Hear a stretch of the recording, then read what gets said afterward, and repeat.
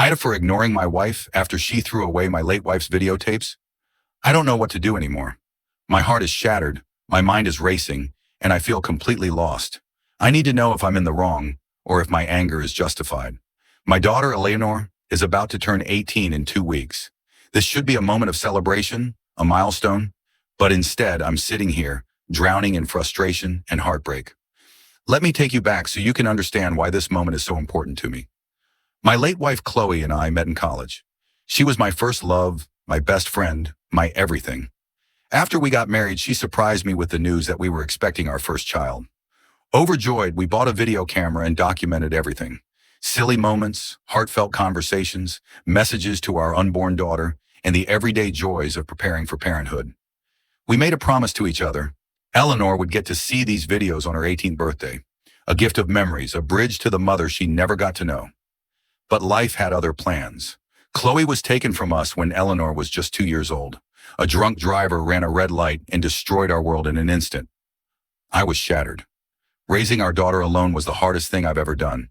My friends tried to push me back into dating, but every time I even considered it, I felt like I was betraying her memory. Then years later, when Eleanor was 13, I met Wendy.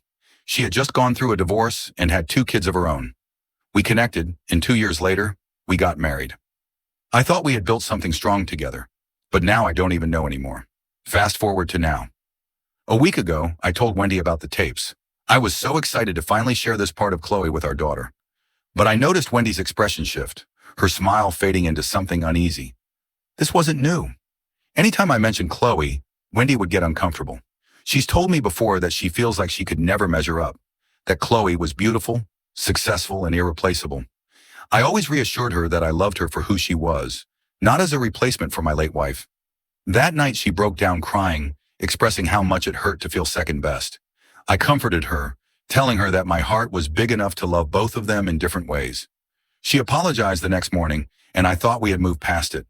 But yesterday, my world was turned upside down. I went to grab the tapes so I could put them in a special box for Eleanor, but they were gone. Panic set in. I searched everywhere. And then I walked downstairs and saw Wendy casually watching TV. "Where are the tapes?" I asked, my voice already shaking. Her answer?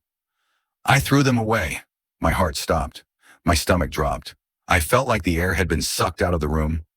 I asked her again, hoping I had misheard. She looked me dead in the eye and said, "You talk about her too much. You need to move on, so I gave you a head start." I lost it.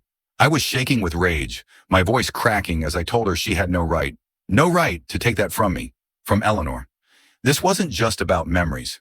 This was the last piece of Chloe I could give to our daughter, the mother she never got to know. And now it was gone. Just like that. Wendy's face changed when she saw how broken I was. She started apologizing, saying she didn't think it through, that she acted out of insecurity. But I couldn't hear it. I couldn't look at her. I locked myself in our room and cried for the first time in years. Now I'm sitting in my office, combing through my computer, desperately searching for any old videos or files of Chloe that I can salvage for Eleanor's birthday. Meanwhile, Wendy has been texting me nonstop, begging for forgiveness. Our mutual friends are telling me to get over it, because Chloe has been gone for over a decade. But they don't understand. They've never lost someone like this. They don't know what it's like to hold on to every scrap of memory because it's all you have left. And now I'm left wondering, am I overreacting? Should I forgive Wendy? Or is this betrayal too deep to move past? I need to hear from you. What would you do if you were in my shoes? AITA,